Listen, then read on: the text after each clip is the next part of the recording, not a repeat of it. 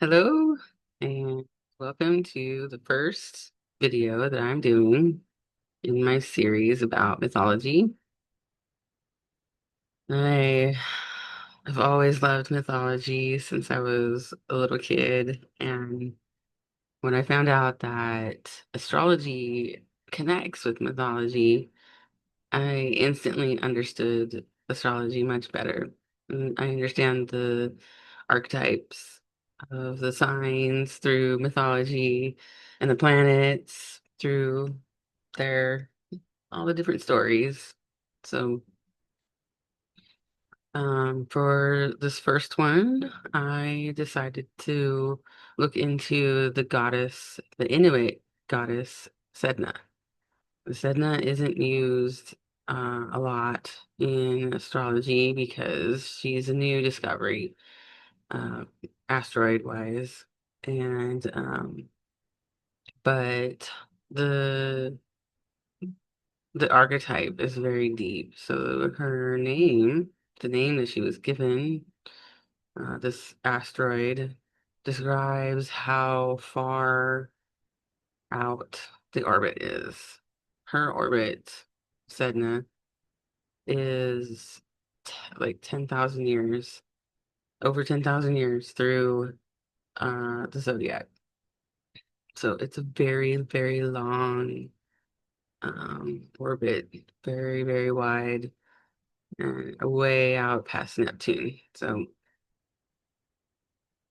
um, though I thought that it would be interesting to start with Sedna because she's kind of unknown as far as astrology goes. You know, the other characters that are always talked about a lot, but this archetype is really deep.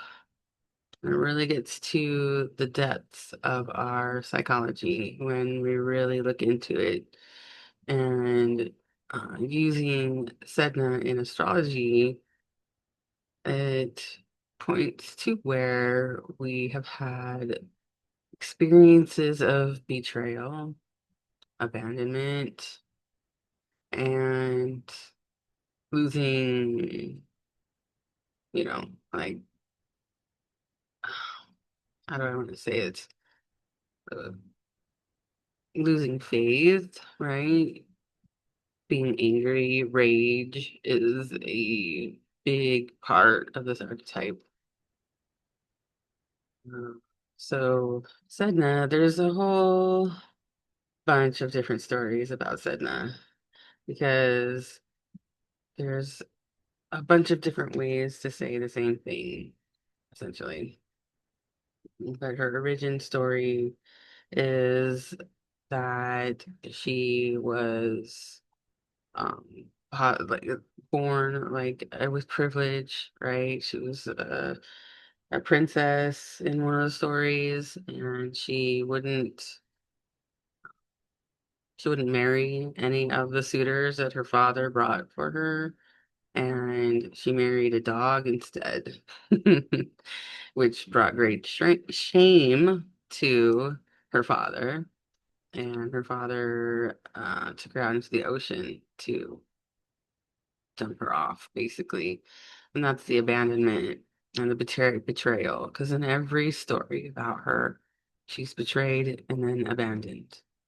But in some of the stories, it's because like she was being like foolish or just didn't know that she would be bringing shame to her family or to her father. And so this is an archetype that lives inside of us in one of our houses. In astrology, we have the houses. And since Sedna is such a really, really slow moving asteroid, we really just take into consideration that what house she's in when we're born. But sometimes we'll find that she is conjunct some of our personal planets, and we have a deeper connection with abandonment, betrayal, and um, which brings themes naturally of resilience and transformation. And so this is the other side, is what is meant to transform? What is your particular kind of resilience? Because that's just the natural consequence of betrayal, uh, is what kind of resilience comes up.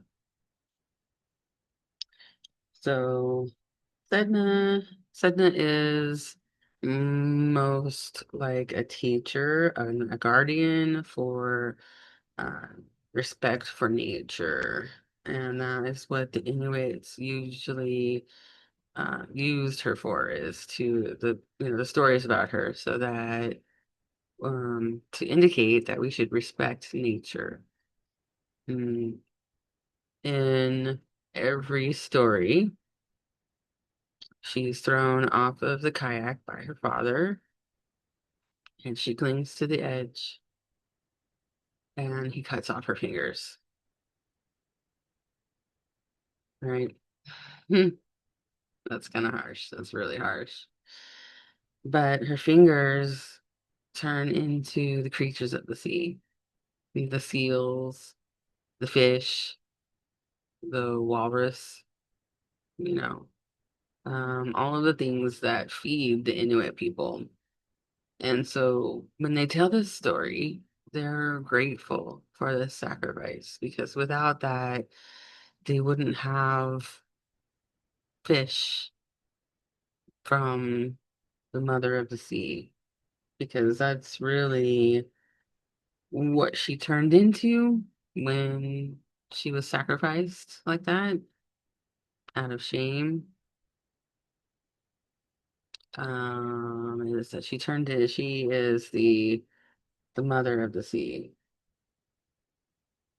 um, the mother of the deep. Sorry, that was the whole point. That she's the mother of the deep. And out of all of the different symbols in astrology, she is the deepest. This is where you go when you're looking for that deepest emotion of abandonment, traumatized. You're traumatized by these different things, and um, Sedna's placement in your chart really speaks about the history and the purpose of these different points and events that left you traumatized and left you reaching for some kind of change, transformation, so that you could find resilience. So, yes, so themes of pain and sacrifice. Um, so physically, she was always depicted as half woman and half seal. So she has like a tail, like a mermaid kind of, right? This like Inuit depiction of it, you know. So um part of what she stands for is like a duality. She is the bridge between the land and the sea. So she's the bridge between the physical and the imagination, possibilities. Um,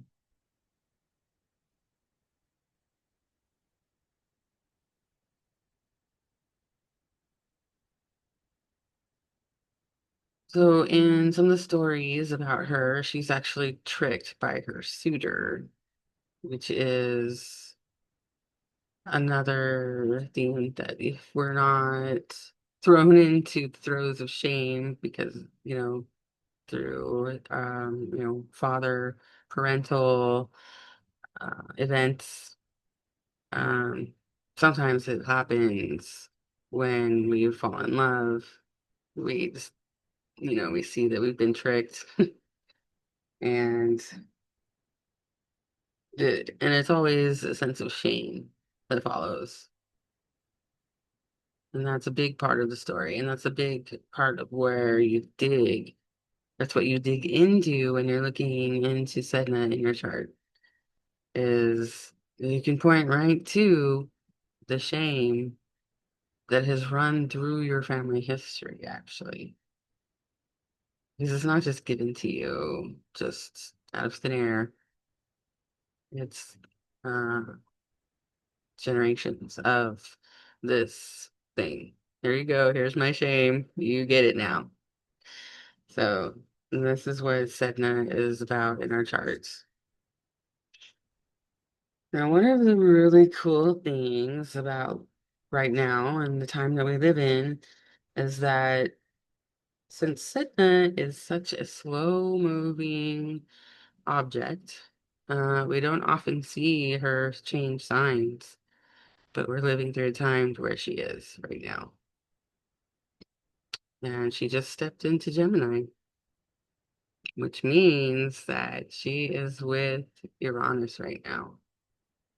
So Uranus and Sedna are, well, let's say that Sedna is further out. And so Sedna is in the background, influencing Uranus. And so as we see themes of, traumatic themes of sacrifice come up, we can see that this is where this is where it's supposed to land. It's what we're supposed to be going through right now. It's very,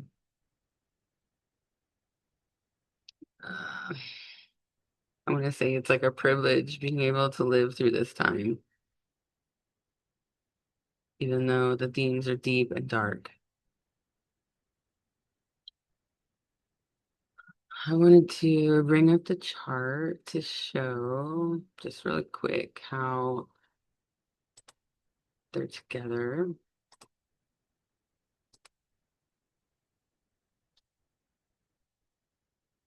So this is today's chart we're looking at. And this symbol here at 1 degree Gemini, just by Uranus here, this is the symbol for Sedna. So she's at 1 degree Gemini, retrograding alongside uh, Uranus. She's also in that trine. She's also a part of that mini trine that I've been talking about, bringing so much change. The change is deep. It is so deep that we can't even fathom it right now. When we think that Neptune is deep, Sedna is the deepest of the deep. You have to get into a submarine to go there.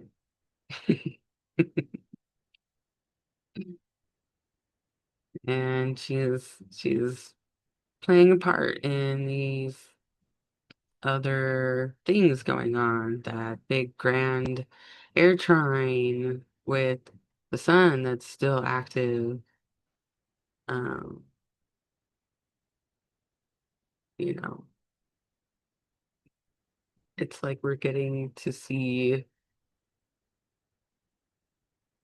some of the darkest stuff come out.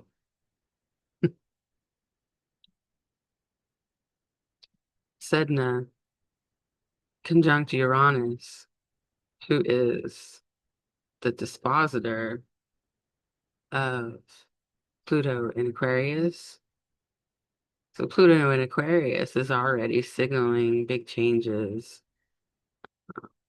We're gonna bring down the systems that don't work for us anymore, and having to do with the sky, because that's where Aquarius and Uranus rule in the skies. Not just the planets, not where the planets are held, but above planets. The galaxy, the greater skies beyond our planets, right? And Sedna is really at the edge of our solar system. Eris is pretty far out there. Eris has a really long um, orbit. She's a story for a different time, obviously. But Sedna is really bringing those things the far, far out things that are coming back around. Some of the things are coming up that we just never thought that we would see. Um, and personally, you might be going through something that is about your ancestry that you didn't know was there really, really far back, deep down, type stuff. This alignment is also one of the reasons why people are having such a hard time with staying afloat emotionally. Uh, n- I don't want to, I just want to honor the people who are going through major depression right now, because that is possibly one of the reasons why, is because Sedna has a major influence right now because of where she is. We may not even see her presence or feel her presence without such an alignment. And this alignment is something that doesn't happen very often because Sedna moves so slowly. So, Sedna and Uranus entering Gemini together and then retrograding together, it signifies something important, something to look at. And that's why it caught my attention. So every now and then I look at Sedna and I bring Sedna into my readings because honestly, if you just want to go to the deepest, deep part of a person, it reaches way back beyond their physical existence. And you bring Sedna into the reading, and then you can see that there's been something in the background this whole time having an effect. And because sometimes we just don't understand where these feelings of like guilt, shame, uh, fear, you know, this feeling abandonment and shame at the same time is a really big feeling. And like, what do you even do with that? You have to learn how to transform it. So transformation ultimately is going to be the key. And what that is personal to each person. That's where you personally work out your deal with Sedna and say, I'm gonna look into the deepest parts of me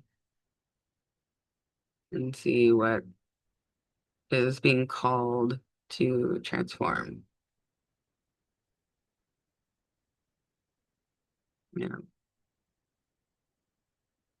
We use words like change when it comes to like Uranus, Uranus, it's like sudden changes, but with this influence of Sedna in the background, the word transformation, it rings slightly different than change because transformation indicates that there's hard work involved, and sometimes it's a slower process. And so some of these changes that Uranus is bringing and breakthrough is a part of a slower process of transformation. So many little breakthroughs, many pops, and that's what the sign of Gemini is really about, is more than one. We're gonna have many, many moments of what we call disclosure. And then the background of it all is going to be themes of shame and abandonment and what particular kind of resilience we've been using to get through.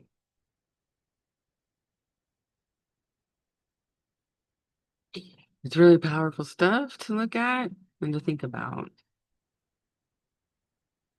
I believe that it can be life-changing to bring acknowledgement to that really, really deep, dark place. And uh, literally right now, Uranus is like the light.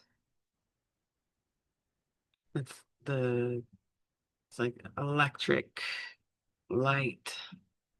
So like that flashlight gets turned on in the corners of the deep corners. We're taking the submarine down to the depths and we're finding out what's at the bottom there.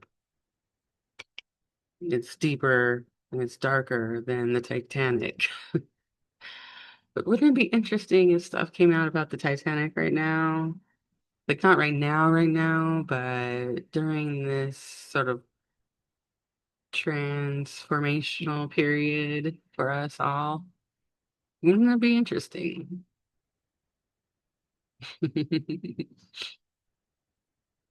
At least there's probably going to be discoveries in the oceans.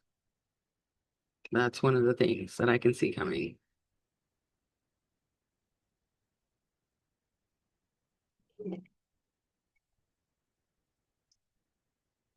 Anyways, well, I love talking about Sedna because she just gets straight to the depths. She is the mother of the deep, right? So when you're considering, if you pull up your own chart and look at where Sedna is, probably just be in Aries or Taurus because she's really, really smart. um, Slow moving. Speaking of slow, she's really slow moving. So most of us that are alive only have her in Taurus or Aries. But it's very important to see if she's conjunct any of your personal planets. Um, I personally have Sedna conjunct my sun. So I have Chiron on one side of my sun and I have Sedna on the other. And looking into that and realizing that has made a lot of difference in understanding um, the things that I have felt that I've gone through. It's not like writing a story about all the different things that I went through, but where did these things come from that I brought with me? And looking into Sedna has really brought a lot of light. So, well, I hope that you enjoyed that. And I hope that you get something out of looking into Sedna in your own chart. And I'm here to do that with you if you would like. Um, you can email me at aprilthestarwitch@gmail.com. Simple as that. And we can go over where Sedna is in your chart. All right, well, I hope you have a good rest of your day. Thanks for watching.